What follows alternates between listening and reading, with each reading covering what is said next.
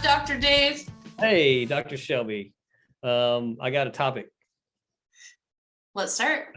I was having a conversation with this client this week, and she was asking me. She said, "What happens when you feel you reached a plateau?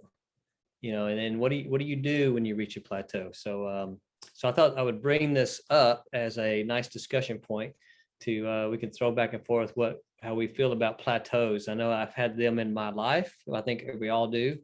It's a part of getting to our destination, is having these plateaus, and I always describe it as climbing a mountain, like a really tall one, where you need these plateaus to be able to just stop and regroup and take a breath and make sure you reevaluate where you're going and then go to the next one.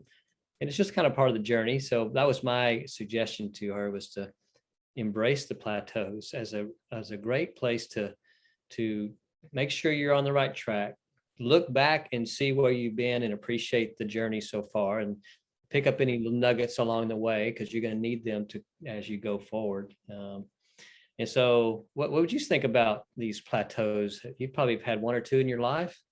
I've definitely had a couple, whether that was in sports, in my hockey career, in what was going on with school, and then financially in the business. Of course, I've experienced plateaus, even have plateaus in relationships where, things feel a little stagnant, not really moving and shaking. So you can even have it in your health, with weight loss, all different types of things. So plateaus are a part of life.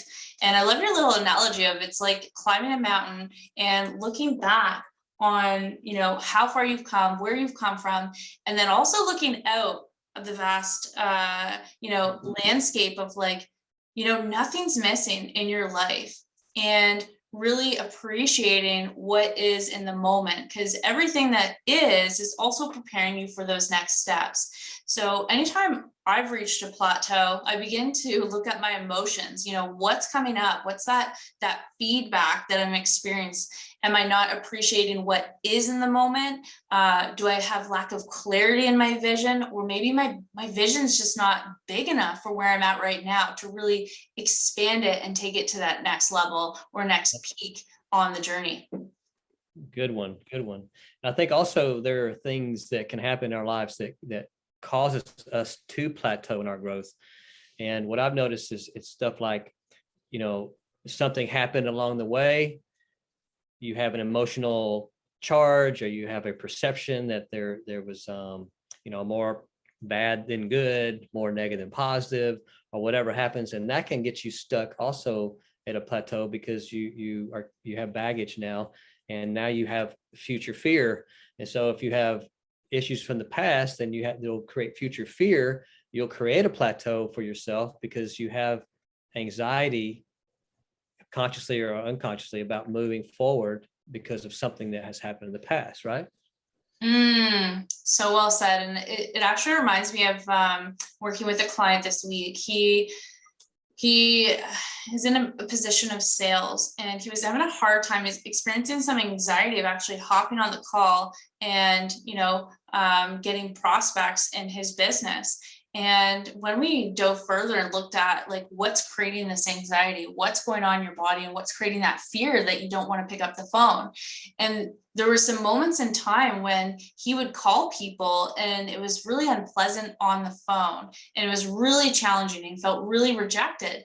And when we start to dive further into this experience, this whole kind of energy of that experience had actually happened a long time ago, and it was related to sports. And once we began to clear up that fear of rejection, that anxiety, that ability to take action, he had no problem just hopping on the call and, getting those prospects he needed in his business. But those experiences from the past were actually preventing him from actually, moving forward and getting some big momentum in his business. Yeah, that's a good point. And so if you don't learn the lessons of what has created the plateau, then it's likely you might stay in this one place for a while. I saw it in the office with doctors and myself earlier in practice, where you might have a patient you're trying to, do a report on, and then they I used to call it slime you. You get slimed by somebody that, they get their slime all over you, and they, they talk a certain way to you, and you attach to it, and that can get you also stuck. So when you can learn and grow from those experiences, that can create that can stop the plateau, and then you can move forward and clouds start clearing, right? And you can start seeing the next steps along the journey. Yeah, well said. Yeah, so it all serves. I think that, we're all going to have those times in our lives where we either create a plateau because it's a thing we need, or we actually create it subconsciously because we have a charge. So either way, embrace the space. Yeah. Embrace the space, and then get some help if you need it. And that's where we can come in and help people and break those plateaus so you can move forward. Yeah. So if you're watching this now and you're like, I'm in a plateau, I'm stuck and I'm frustrated or experiencing any type of emotion where you want to get to this next level, but you're not quite there, whether it's in your weight, your finances, your business, your relationship, your health. That's what we're here to do. That's where we have our specialty, moving through those blocks and really getting you to that next level that you'd love to be. So Dr. Dave, where can people reach out to you? Well said. drdavetuck.com is my website, and everything's on there. My Instagram, my Facebook page, all that's accessible. So what about yourself, Doc?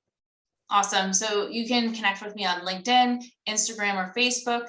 And I have a website up. It's www.drshelbyaitchison.com. So would love to have a conversation to determine how we can get you to that next level. Excellent. Great talk. We'll see you soon. Bye now.